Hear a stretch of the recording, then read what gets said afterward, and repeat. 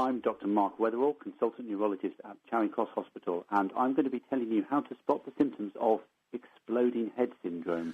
E convivere con auto a carico. Come to shove, and I ended up rifling through the bins to try and have to get them back. But I didn't phone up to talk about that. I phoned up to talk about pineapples because I really like pineapples. I suppose in terms of taste, they probably get to number 3 or 4 on my list of favourite fruit, despite their really fibrous centre. It's just so difficult to get their elixir-like flesh. They're like a hard-to-get yet highly desirable female, beautiful and sweet on the inside, tender with a strong heart, but prickly and aggressive on the outside with its armadillo-esque exterior, aware of the need for self-preservation and the danger of letting someone get inside just a little bit too easily and failing to appreciate her wonderful charms. But equally, it could be a guy, you know, with that Stan Collymore short Rasta-style haircut, definitely of African heritage. And with that combination of green and gold, they could possibly be Jamaican. I can imagine him to be like a sort of portly, heavy-set dude, easy-going guy, maybe wearing sunglasses, probably lying under a tree smoking a cigar. And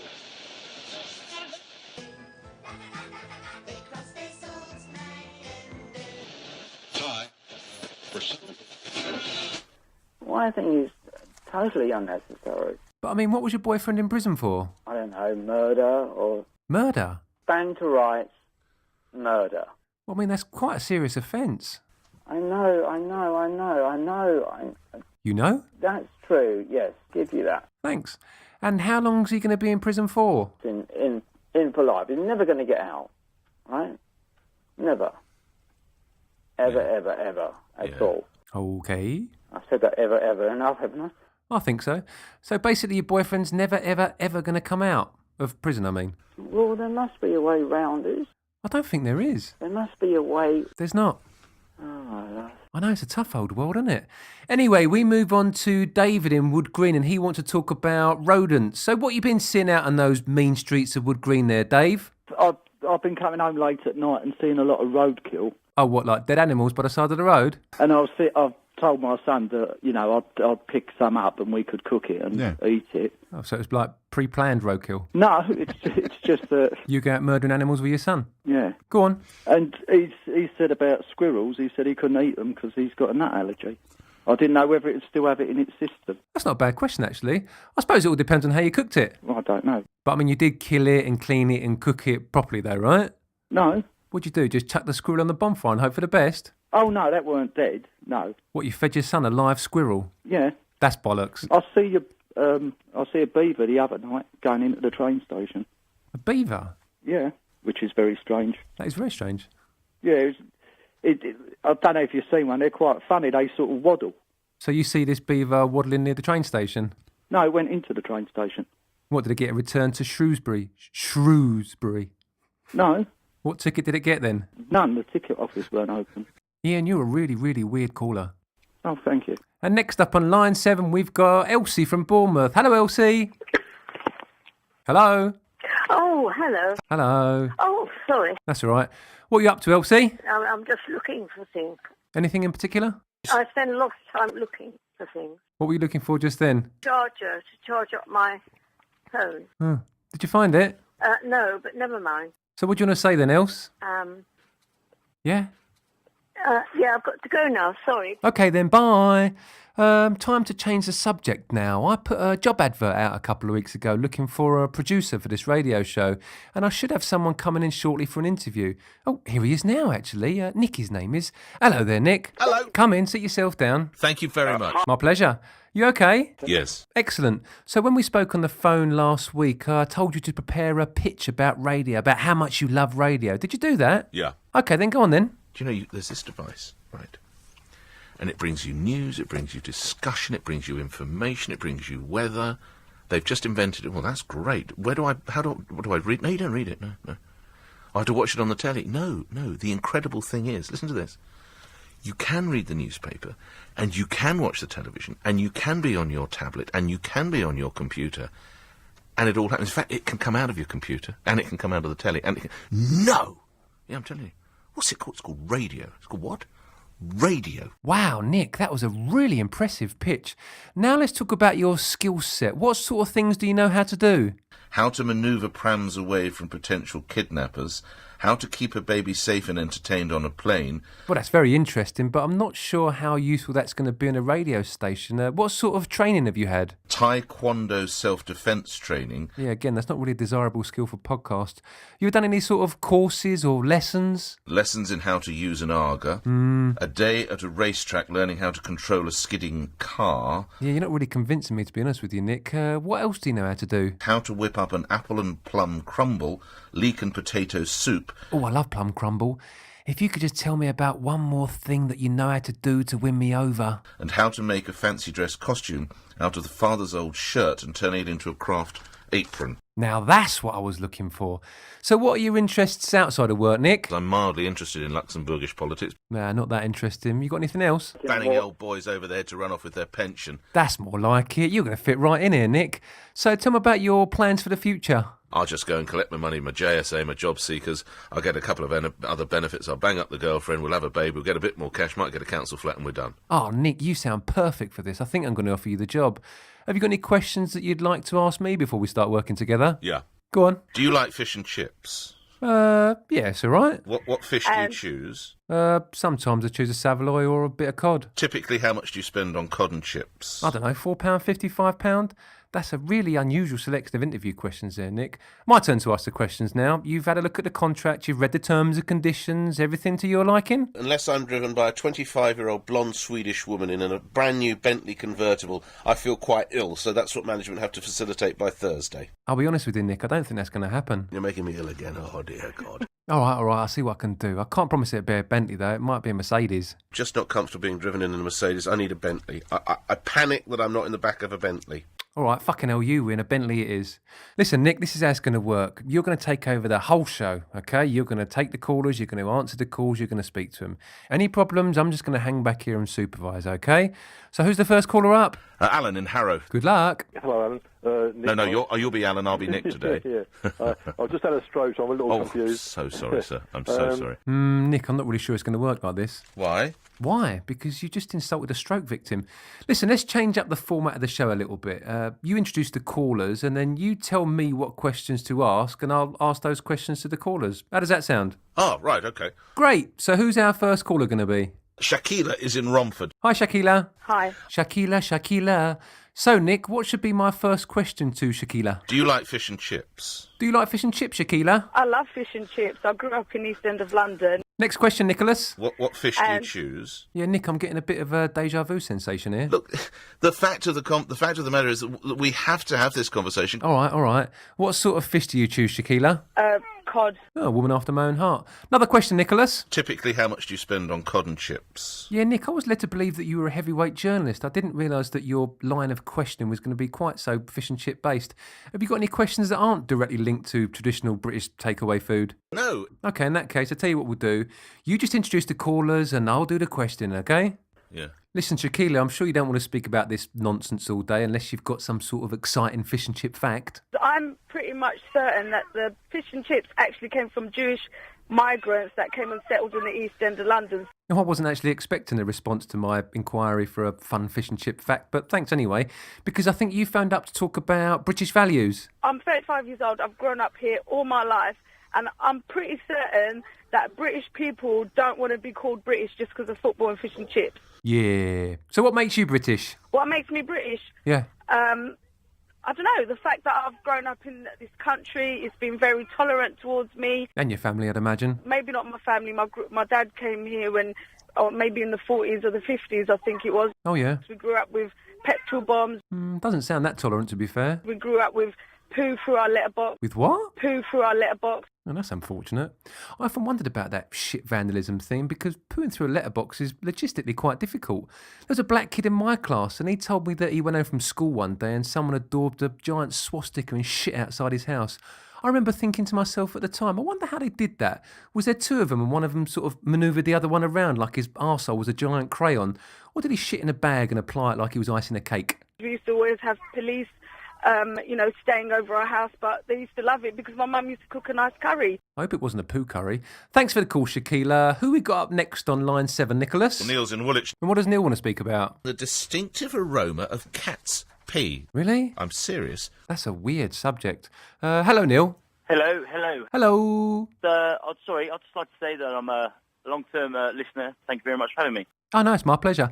I'm always on the lookout for new listeners, so if any of your friends and family like weird jokes, puerile observations and mildly offensive humour, tell them to check me out on iTunes now. Anyway, back to the show. And Neil, you wanted to speak about the distinctive smell of cat's pee? No. No? What did you phone up to speak about? Oh, breastfeeding, you know. Breastfeeding? What is this producer doing? Just lying to me.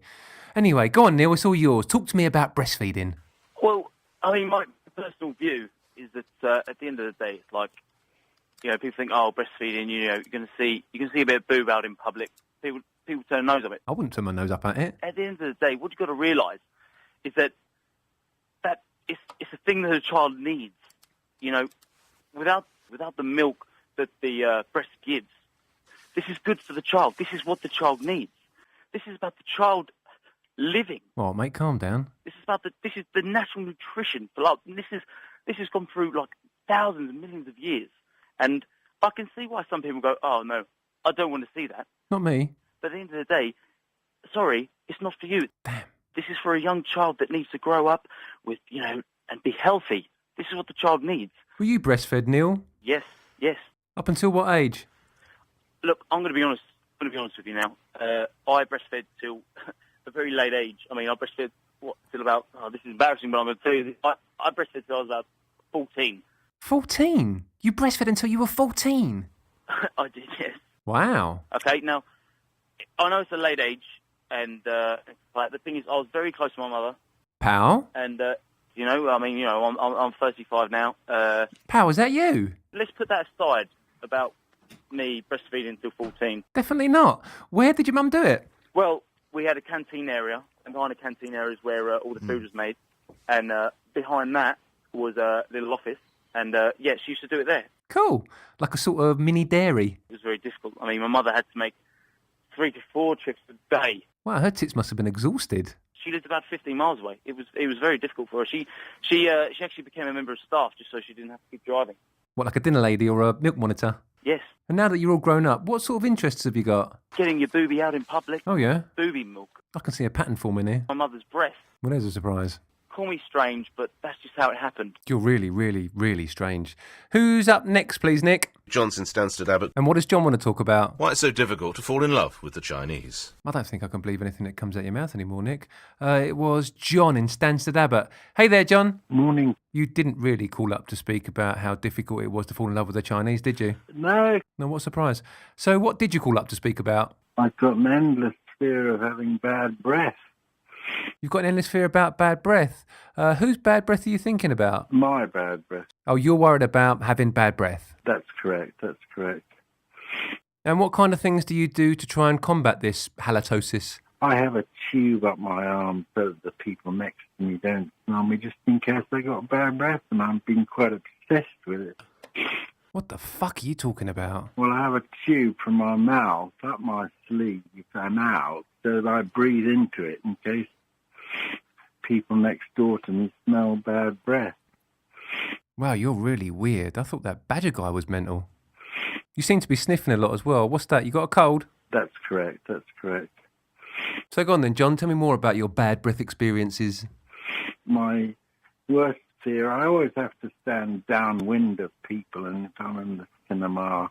What sort of cinema are you going to where there is a downwind or an upwind? School, I went to Pangbourne School, and the guy in the room smelled terrible, and everyone said, oh, he's got awful bad breath, and he stank terribly. And I suddenly thought, Christ, I'm going to get it. And that's how it started? Oh, yes, that's when it started. I said to my friend, have I got bad breath? And he said, no, and I just didn't believe him, and I ended up hating him for it. Well, that's unfortunate. And have you sought any sort of medical advice? All the doctors say, you haven't. But I'm convinced I have. Wow, that must be really difficult to deal with. Can't get close to people. And my psychiatrist said that it's a fear of being disloyal to my mother, and I've developed this fear, so I can't have relationships with girls. And that I'm in love with my mother, and it's the Oedipus complex. Everyone on the show today seems to be in love with their mum. So let's go through this. You've got bad breath, you're in love with your mum, and you've got a really, really suspicious sounding cold. Have you got anything else that you want to tell me about? I also do a lot of checking doors and windows and plugs and taps and things. Oh dear. They said that the best thing to do is talk about it, confide in other people. Yeah, I've got to be more open. The best treatment is group therapy where you talk about these things. It really is a bad cold you got there. A really bad case of the sniffles. Carry on. I met once in a psychiatric hospital African clinic a guy that also had a fear of bad breath, but otherwise I've never come across anyone. Whatever. You should try it. It's fantastic. Yeah, John, has anyone ever told you that long-term drug abuse can lead to paranoia? You've never displayed any of these sort of symptoms, have you? Sound terribly secretive. Well, you haven't got to be secretive with me. You can tell me anything at all that might be on your mind. For example, substance abuse? Oh, God, no. It's top secret. Okay. Thanks for the call, John. Take care of yourself. Who's up next, Nick? Sean in Fulham on this. Oh, great. I like Sean. What does she want to talk about? Babies can't hear because we won't slice cats' heads off. What? We're going to have to saw cats' heads, the tops of cats' heads off. Is that what she really wants to talk about? Who knows? Well, you should really, because you're the producer. I'll tell you what, Nick, why don't you take the rest of the afternoon off, OK? Oh, right, OK. Fucking imbecile. So it's Sean on line 7, is that right? Yes. You didn't really want to talk about trepanning felines, did you? No. I didn't think so. Go on. Right, yes, just listening to your story. Oh, yeah, which one? The one about the sex toys or the one about the Dyson? And incredibly, it's happening to my daughter as well. Oh, yeah? How old's your daughter? She's 10. OK. In that case, let me scrub that last comment from the record, please, Your Honour. And she's in year 6. Whoopie-doo. And I noticed a big change in her behaviour. I bought her a Apple iPad for Christmas. Spoiled kid alert. And obviously put all the usual parental controls on and everything because she's brilliant at IT. Oh, yeah, of course she is. Have you ever noticed that every parent in the world thinks that just because their kid can press a few buttons, they're going to turn into some sort of technology guru? I use those sort of products myself, and I just thought, you have to enhance technology. Enhance technology? What are you talking about? They're using it at secondary school, and also they're going to be using iPads. At my school, most kids struggle to use a notepad. But then this happened the last half term, so it was in February. Oh, you got one of those unfortunate voices where everything that you say goes up at the end. Maybe you want to lay off Neighbours and Home and Away for a little while. And I noticed that she wouldn't put her iPad down. Uh-oh. And I just sensed that there was something wrong. Oh, dear. So what did you think? Just thought to myself, no, I just got to find out. Yeah, that seems healthy enough. Normal, loving mother. So what I decided to do was see if I could find out myself without finding out from her exactly. Not really sure what you mean there. Do you mean going through her personal belongings without her knowing about it? So anyway, she had a shower, and I thought to myself, I'm just going to check myself. I'll take that as a yes. Because sometimes randomly I do check without her knowing, because... at the end of the day, you're living in communist Russia. Got to keep on top of things. You can justify it to yourself or paint it up whatever way you want, but at the end of the day, you're still going for your daughter's shit without her knowing about it. Exactly. And how did she take to being spied upon by her loving and trusting mother? Being a little bit sort of, not aggressive, but the way she was speaking was a little bit sort of like short and sharp. Well, she probably thought to herself, given that I'm being treated like I'm living in a military camp, why not start speaking like a sergeant major? Anyway, back to the iPad. And there was a message from one of her school friends, because I found out it was one of her school friends because I did ask her, who is this person? Oh, rather than using the traditional methods of bugging her telephone or asking the NSA to come out and do a cash job. It said, now I'm not going to speak to you and I don't want to talk to you, so just leave me alone. And she was like, what do you mean? And then it went on to say, oh, it's okay, I'm only joking. The problem is my dad got stabbed in the face. Jesus, that's a bit much. How did your daughter respond to that? Smiley faces. Smiley faces? What do you mean? With emotional smiley faces. OK, so let me get this straight. Your daughter's friend told her that his father had suffered a serious assault with a blade and your daughter responded with... Smiley emotional face. Wow, so what I'm getting from this conversation is that you basically run a dictatorial regime that's so violent and merciless that even Pol Pot would be proud. Exactly. You got any more of your daughter's dirty laundry that you'd like to air in public? Yeah. It's all yours. Then there was another message on there from another boy who's also at a school saying, oh, I know that we're going out with each other. The thing is, I really like you. I hope he didn't finish off that message with an emoticon of a banana or a sweet corn or an aubergine with those 3 little droplets of water coming out, did he? No. Thank God for that. So what did he send? Smiley faces. Ah, I'm glad you said that, because you could have got me in some real trouble there. You know what? I like texting as much as the next man, but the thing that really gets me is when I deliver that killer punchline to a joke, and then I realise I've made a spelling mistake, and I've got to suffer the ultimate indignation of inserting one of those little asterisks and then typing out the whole word again correctly. Just makes you feel like totally crestfallen after coming up with such a witty riposte. Oh, my God. I'll be totally honest with you, I don't really get that whole smartphone thing in general. Just what is the obsession? Like I was watching the cricket the other day and some guy scores 100 and he sort of takes his helmet off and puts his bat up aloft to mark his milestone, and then the camera pans round to his mum and she's on the phone. And I thought, what's she doing? Sending a message? I hope that a banana emoticon and 3 droplets of liquid weren't involved. Then I thought, well, maybe she's sending a tweet. Who to? Surely anyone in her circle of family and close friends would know that Gary Balance was making his Test debut at Lord's and that it was being broadcast live on TV, radio and internet. It's like no one knows what memory is anymore unless it's on a blue square of plastic with the words SD and 4GB written on it. Because I went to a gig the other day and everybody in the audience had their phone out. Why go to a concert to see your favourite artist to then watch it through the prism of a 4.5-inch screen?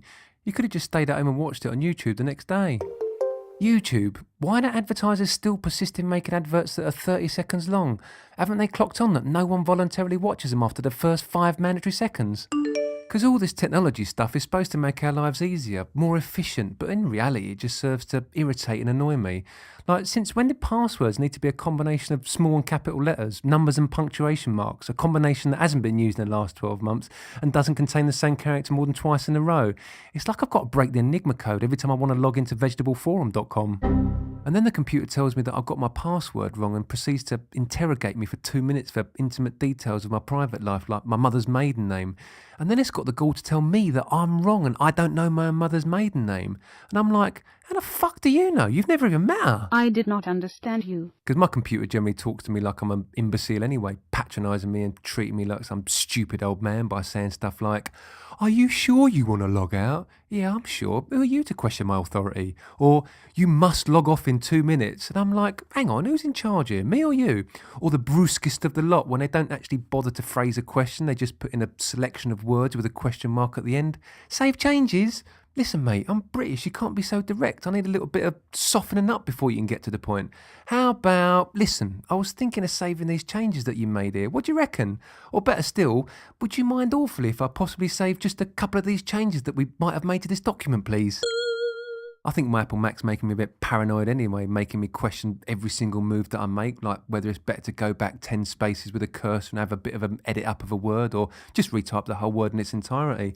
Or when it makes me impatient and obliges me to click the mouse like 1,000 times in frustration and then like 1,000 windows pop up and make me feel totally remorseful of the whole situation. Remorse, it's a funny old emotion, isn't it? Only really comes out when you get collared doing something that you shouldn't be doing. I mean, who feels remorseful over something that they didn't get caught doing? Like the Peru 2. I'm pretty sure that if they hadn't been nabbed smuggling 5 kilos of quality cocaine across the Atlantic, they wouldn't be back in Blighty consumed with guilt and crying into their copy of Closer. They'd probably be lying on San Antonio Beach in Ibiza, drinking Alco Pops and getting their grapes peeled by the Chippendales. That's not a euphemism, by the way. Why is it called Apple Mac anyway?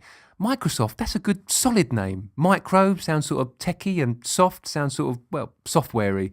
But Apple Mac? It's like they took the most mundane fruit and the most mundane overcoat ever and just sort of segued them together, when realistically they could have applied a little more creativity and come up with something like the mango gabardine or the apricot smoking jacket. Then I thought about it some more and I thought to myself, Macintosh, sounds kind of Scottish. And maybe they are Scottish because they're really temperamental. They're normally the same shade of white as 5-year-old dog turd that's been bleached by the sun. And they spend most of their time in the bedroom in sleep mode. Then I thought to myself, nah, they can't be because they don't need that much juice to get going. They've got a sleek and aesthetically pleasing design. And of course they work. Despite my massive reservations, there is one aspect of technology that I would love to bring into the real world. Control Z. Control Z basically means that you can go back and erase the last mistake that you made as if it had never happened. Imagine the possibilities. You turn up drunk and late for date night. Control Z.